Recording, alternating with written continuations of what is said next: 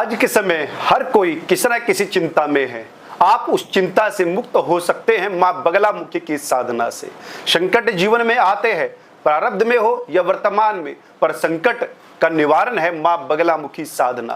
पूर्व समय में भी राजा महाराजाओं ने मां बगलामुखी की साधना कर विजय प्राप्त किया, धन ऐश्वर्य प्राप्त किया। तो यहाँ पर आज वर्तमान काल में भी आप मां बगलामुखी की साधना से अपने जीवन को बदल सकते हैं, नई दिशा दे सकते हैं। संकट जब तक है जब तक आप भजन नहीं करते। सुंदरकांड में लिखा है, कहे हनुमंत विपदि प्रभु सोई, जब तक सुमिरन भजन ना होई।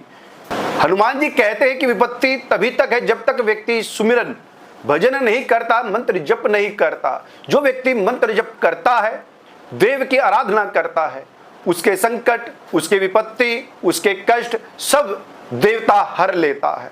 उसके जीवन में आनंद ही आनंद आता है। पर यहाँ पर संकट काल में व्यक्ति की बुद्धि ही विपरीत हो जाती है। संकट काल में व्यक्ति विचलित हो जाता है, घबरा जाता है, क्योंकि संकट जब आता है तो वह रोग बीमारी लेकर के आता है, कर्जा व्यक्ति पर चढ़ा देता है, शत्रु चारों तरफ से घेर लेते हैं, उसको हर तरफ अपने शत्रु ही नजर आते हैं, कहीं पर भी कोई मित्र नजर नहीं आता कि मदद मिल सके।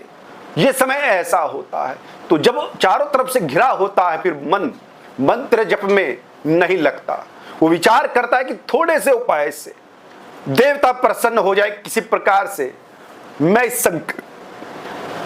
संकट से बाहर निकल जाऊं। मुझे भी जीने का अधिकार है और मैं भी जीना चाहता हूं, अपने परिवार के पालन पोषण करना चाहता हूं। तो यहां पर अगर इस प्रकार की स्थिति जीवन में चल रही है, कोई चिंता है, कोई संकट है, आपको मां बगलामुखी की शरण में जाना चाहिए। मां बगलामुखी सर्वानंद करी है, सभी आनंद को प्रदान करने वाली मात्र शक्ति है। जो उनकी शरण में आता है वह आनंदित रहता है, खुश रहता है। मां बगलामुखी कलयुग की वो देवी है जिनका प्रभाव व्यक्ति को तत्क्षण देखने को मिलता है। वैसे तो 10 महाविद्याओं में इनका स्थान 8वां स्थान है, पर यह देवी स्तंभन की है, सब समस्याओं को स्तंभित कर देती है। व्यक्ति को रोग हो रहा है, उसको स्तंभित कर देती है। व्यक्ति के शत्रुओं के मुख जिह्वा को स्तंभित कर देती है। कोर्ट कचहरी में मुकदमा चल रहा हो, उसमें व्यक्ति की जीत होती है। इनको विजया की देवी भी कहते हैं। विजया की देवी अर्थात जिनकी निश्चित जीत होती है। तो यहाँ पर आपको मां बगलामुखी के मंत्र का जप और साधना करना चाहिए। अधिक विपत्ति काल में मंत्र का प्रभाव दिखाई नहीं देता। मंत्र जपते जपते देवता की जगह पाप ग्रह दिखाई देने लगते हैं, भूत प्रेत दिखाई देने लगते हैं, दुष्पन्न आने प्रारंभ हो जाते हैं और व्यक्ति भयभीत रहता है। पर जैसे ही, क्योंकि पाप और पुण्य का टकराव उस समय चल रहा होता है, पाप का उदय हुआ है और आप उस पाप को समाप्त कर रहे हैं मंत्र के द्वारा। पाप कर्म की अवधि ये नहीं आप कह सकते कि 1 साल रहनी है, 2 साल, 5 साल या 10 साल या पूरे जीवन संघर्ष में बीत जाए। पर जब मंत्र जप रहे होते हैं, वो 10 साल का कष्ट आप 6 महीने में समाप्त कर सकते हैं। जो कष्ट आपको 10 साल भोगना है, मां बगलामुखी के मंत्र से मात्र 5-6 महीने में आप उसको समाप्त कर सकते हैं। पर वहां आपको लगातार मंत्र जपना चाहिए। जब करने से कुछ नहीं हो रहा, आपको कार्य में सफलता नहीं मिल रही, धन नहीं आ रहा, तब आप बैठिए, सब छोड़ करके मंत्र जप कीजिए, देवता के अधीन होकर के। आपने देखा जब द्रौपदी का चीरहरण हो रहा था द्वापर में, 5 पांडव थे, द्रौपदी के पति सब लज्जावश गर्दन नीचे घुमाए बैठे थे। द्रौपदी का पुण्य ही उस समय काम आया। कोई मित्र, बंधु, पति, बांधव, रिश्तेदार कोई भी नहीं सामने आया, मात्र काम आया उसका पुण्य जो उसने किया है। 2 अवस्थाएं हैं। एक तो आप जब संकट काल में होते हैं, तब तो हर कोई व्यक्ति अपने जीवन को बचाने के लिए, समस्याओं से अपने आप को निकालने के लिए मंत्र जप साधना की ओर बढ़ता है। पर जब आपके जीवन में खुशियां हो, जब आपके जीवन में किसी प्रकार का कोई संकट ना हो, ना आपके शत्रु हो, आपके पुण्य का उदय हो रहा हो और आप सफलता आपके कदम चूम रही हो, उस समय आपको भक्ति में पहुंचना चाहिए, देवता का शुक्रिया करना चाहिए, प्रार्थना करनी चाहिए कि जो दिया है वो आपकी बदौलत है, आपकी कृपा से है। देवता से प्रार्थना कर मंत्र जप करें, यज्ञ कराएं, अनुष्ठान कराएं, क्योंकि उस समय आप समर्थवान हैं।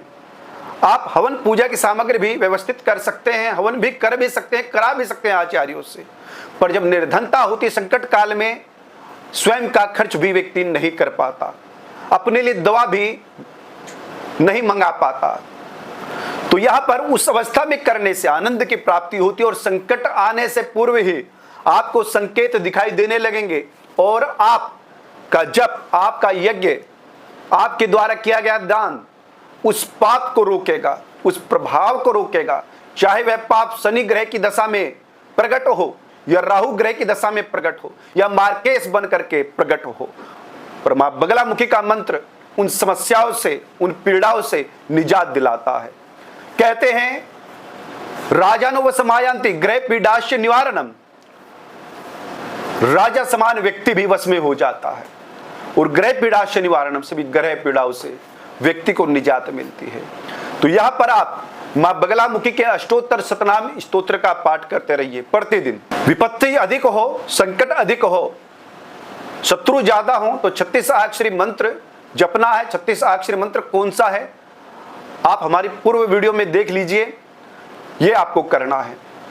और धन लक्ष्मी की प्राप्ति चाहिए, प्रॉपर्टी या धन फंसा हुआ है, सुख शांति चाहिए, धन वैभव चाहिए, तो मंदार मंत्र, भक्त मंदार मंत्र वो आपको जपना चाहिए निरंतर।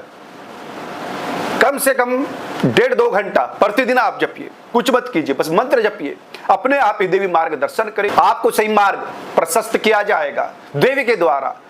देव हो या महादेव अपने भक्त को अपनी ओर खींच लेता है, बस हाथ बढ़ाने की देर है, वो खींच अपने आप लेते हैं। जिस प्रकार ध्रुव भगवान की खोज में, नारायण की खोज में जंगल में भटक रहे थे, तब नारद मुनि नारायण की प्रेरणा से ध्रुव के पास गए, उनको मंत्र दीक्षा दिया, उनको कहा कि भगवान भागने से नहीं, दौड़ने से नहीं, ढूंढने से नहीं, बैठने से मिलते, आप यहां बैठिए वृक्ष के नीचे और मंत्र का जप कीजिए।